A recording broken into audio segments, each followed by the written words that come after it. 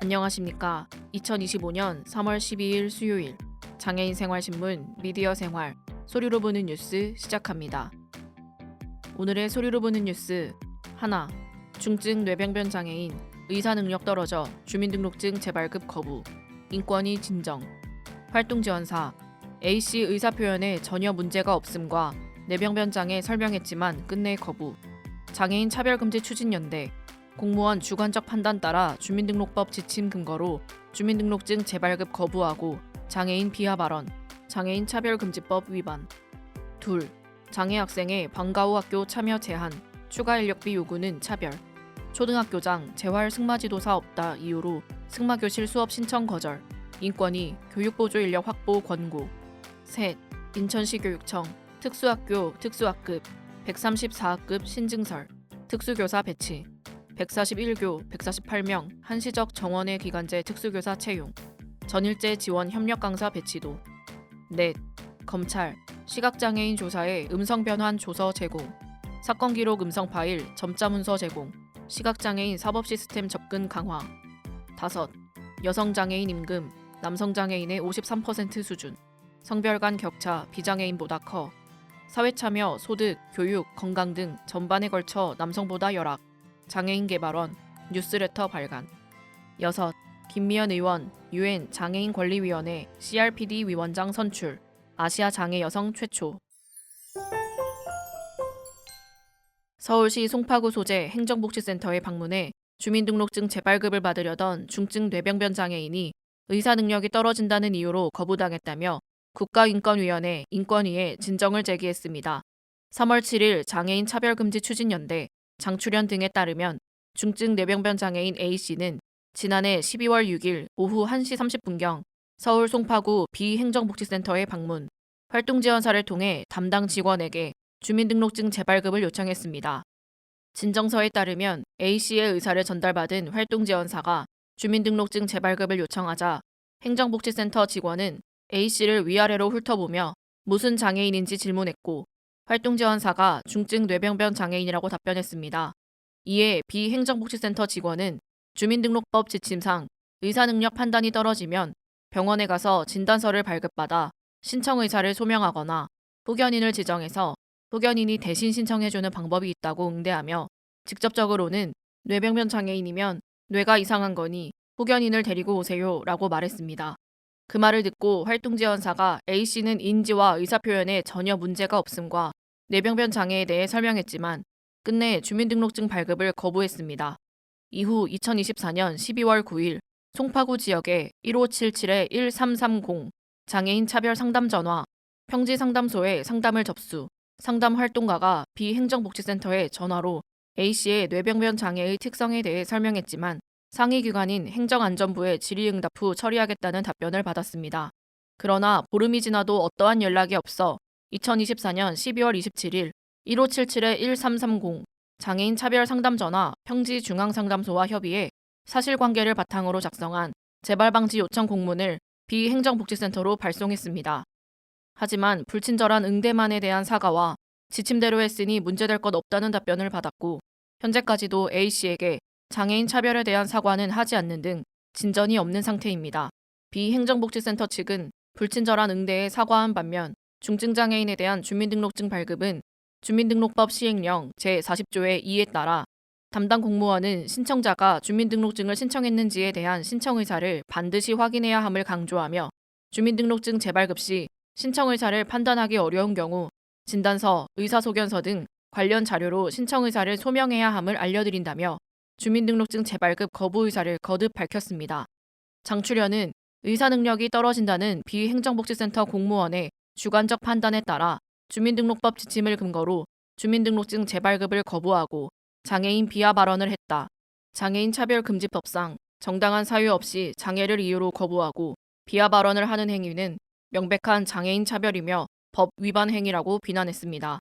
이어 주민등록증은 인감증명서 등 민감한 서류가 아닌 대한민국 국민이라면 누구나 발급, 재발급을 통해 소지할 수 있는 기본적인 것이라면서 인권위에 강력한 시정 권고를 요청했습니다. 국가인권위원회 인권위는 A초등학교의 교장 및 운영위원회 위원장에게 방과후 학교 프로그램 계획 시 장애가 있는 학생 참여를 위한 교육보조 인력 확보 등 방안을 마련할 것을 권고했다고 3월 6일 밝혔습니다. 자폐성 장애인인 피해 학생은 A초등학교장에게 방과후 학교 승마교실 프로그램 승마 수업을 신청했으나 A교장은 피해자가 중증장애인이며 승마 수업 수행 기간에 재활 승마 지도사가 없다는 이유로 신청을 거절했습니다. 이에 피해 학생 부모인 B씨가 이의를 제기하자 A교장은 대안으로 피해 학생에게 추가 인력을 배치해 단독 승마 수업을 제시하면서 그 비용을 B씨에게 부담하게 했습니다. 이에 B씨는 불리한 대우를 받았다며 인권위에 진정을 제기했습니다. 이에 대해 A교장은 피해자가 의사소통 및 지시 이행 어려움으로 사고 위험이 높아 단독 강좌 개설이 필요하고 방과후 학교 수강료는 전액 수익자 부담 원칙으로 추가 인력 비용은 장애 학생 측이 부담해야 한다고 주장했습니다. 인권위 장애인차별시정위원회는 A교장 등이 피해 학생에게 직접 기승을 시도해보지 않는 등 수업 참여에 필요한 피해자의 역량을 적극적으로 확인하지 않았다고 봤습니다. 이에 안전 문제와 재활 승마지도사가 없다는 것은 피해 학생의 승마 수업 신청을 거부할 만한 정당한 사유가 아니라고 판단했습니다. 또한 당초 승마 교육은 개인 수준에 따라 진행되는 교육으로 기획했다는 점, 승마장 내부에 개별 지도가 필요한 학생을 위한 별도의 트랙이 마련된 점, A학교의 방과후 학교 프로그램이 특정 분야의 기술이나 역량을 배양하는 것에만 있지 않고 다른 학생들과의 상호작용과 서로 배움에 있다는 점을 고려할 때 피해자를 분리수업해야 한다는 A교장의 주장에도 정당한 사유가 없다고 봤습니다.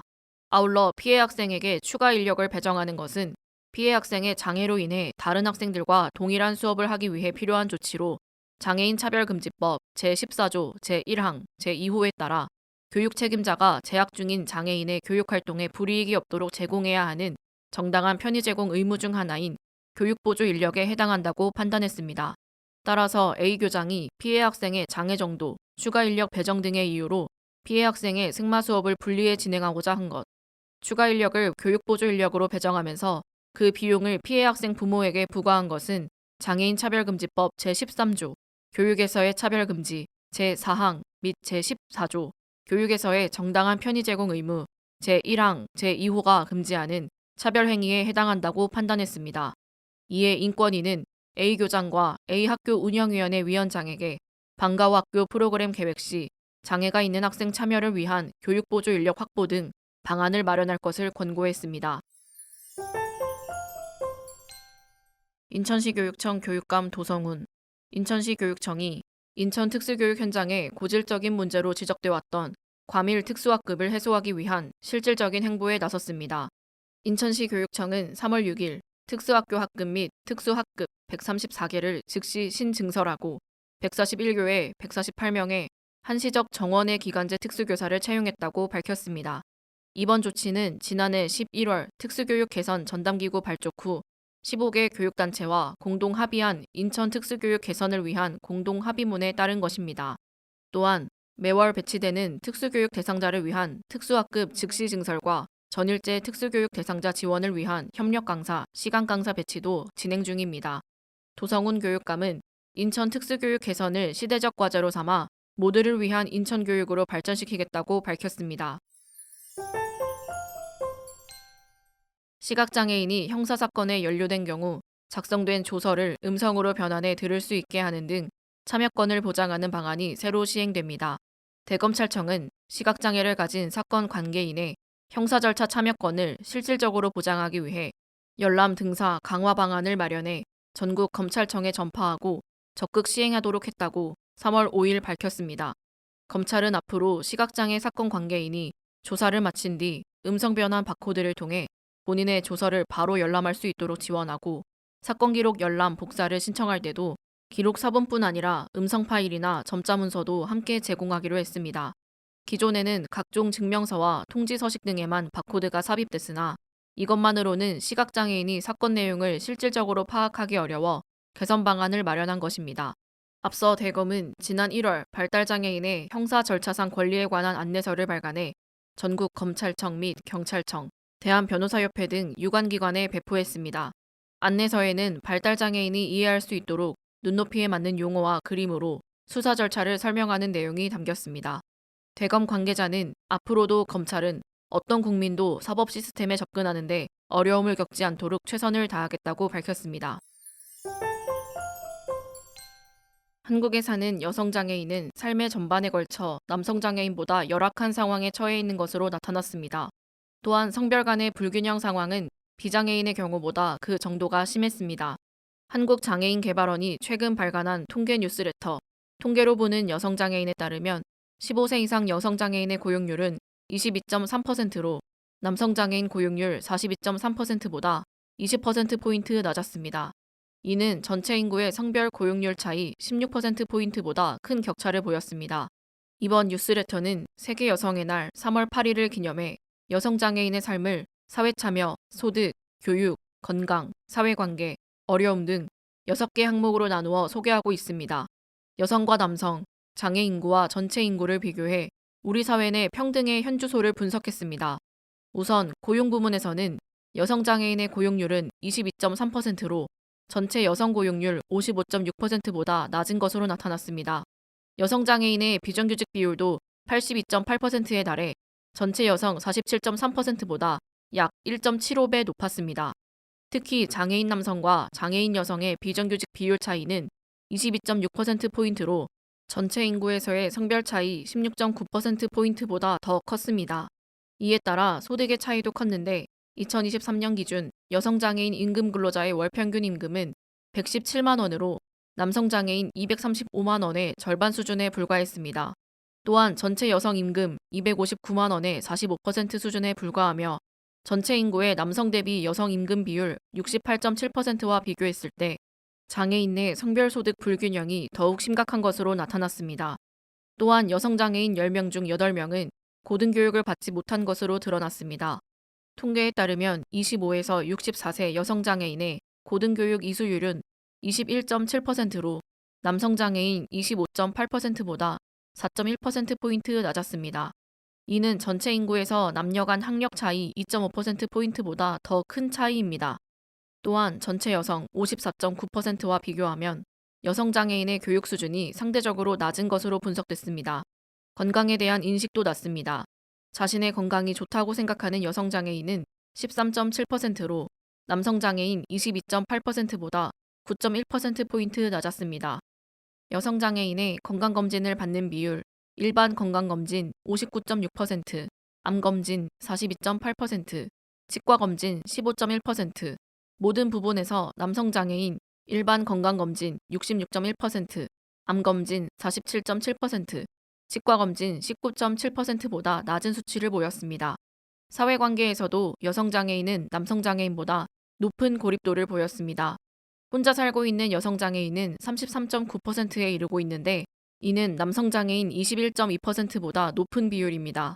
일상생활에서 다른 사람의 지원이 필요하며 이 중 지원을 받지 못하는 경우가 13.7%에 달했습니다. 특히 여성 1인 가구 중 73.6%는 70세 이상 고령층이었습니다. 여성 장애인이 일상에서 가장 크게 어려움을 느끼는 분야는 취업 등 경제적 자립 32.2%였습니다. 그 다음으로 자녀 양육 12.4%, 사회화 기회 부족 11.6%, 친구나 동료 교제의 어려움 9.8%, 사회적 편견과 차별 7.9% 등의 순으로 어려움을 느끼는 것으로 나타났습니다.